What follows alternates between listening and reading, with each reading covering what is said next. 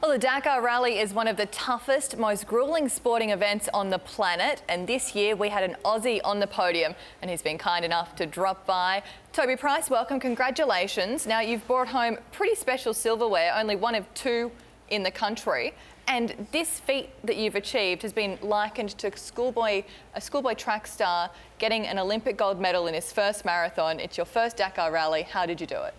Yeah, it was a long 2 weeks. It's been a good experience, and I've definitely learned a lot. It's one crazy race, but we got to the finish, and we're stoked to come away with a third place, and have one of two trophies in Australia. Yeah, it's just fantastic. Now, what is even more incredible is that less than 2 years ago you suffered an injury that could have been career-ending. Can you tell us about that? Yeah, a couple of years ago when I was training in the States, I actually had an accident and broke 3 vertebrae in my neck. So I broke C6, 7 and T1, and have now got 8 screws and 3 bits of metal holding everything together in my neck now. And it was pretty close to bringing everything to a stop. And luckily, we got back to Australia and had the surgery. And it was a long recovery, but this last season in 2014 went really well, and we've kicked off 2015 unreal with Dakar. Yeah, you really have. Now, the Dakar runs over a couple of weeks, covering more than 9,000 kilometres. It's just insane to think about. How tough is this? Can you talk us through what it is like being in this race? It's hard to pick one word to describe the race. It's there can be 1,000 words that can come up with this event. It's very tough.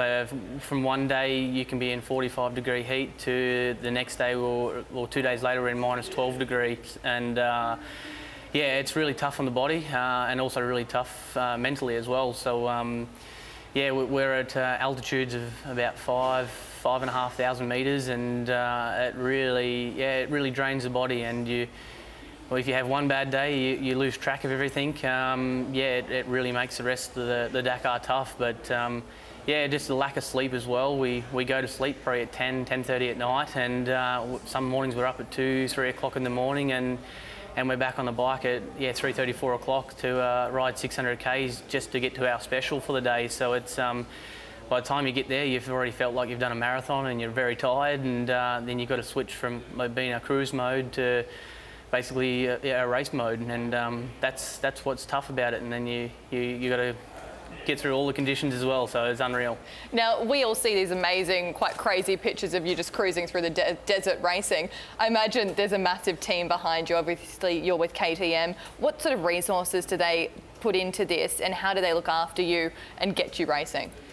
Yeah, that's it. It's not only myself that's out there riding. It's a massive team effort that follows the race for us as well. So they also cover anywhere from 10 to 11,000 kilometres chasing us through the desert. And then the setup is they've got there at the moment. The KTM trucks they're pretty amazing. The amount of gear that they can bring in those trucks is unreal. So it's every day they pull the bikes nearly back down to the bare frame and put them all back together and make sure that there's nothing broken and nothing that's going to bring us to a stop in the race days. So it's very tough, and it's hard for them and it's hard for us. And how do you navigate your way through the race? What's the process that you have to go through to get to each point?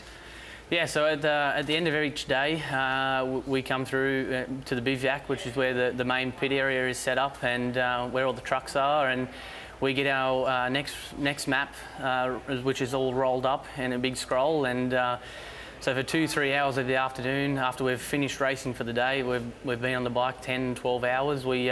We sit there and we mark through like our road book for the next day. So like colours like green and blues and things like that.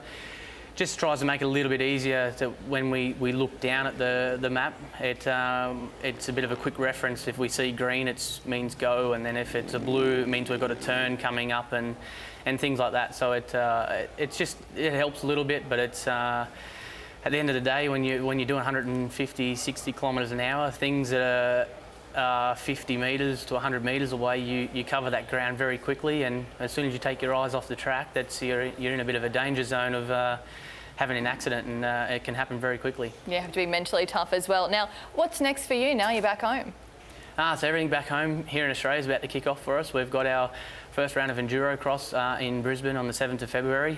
So it's a completely different style of racing again. I like to try and mix it up a lot and be well known as a well-rounded rider, and so far we're doing that. And yeah, so that's what's going to kick off here for us in Australia at the moment. And then we've got a full season of Australian Off-Road Enduro Championships, and then the 40th anniversary this year for the Finke Desert Race.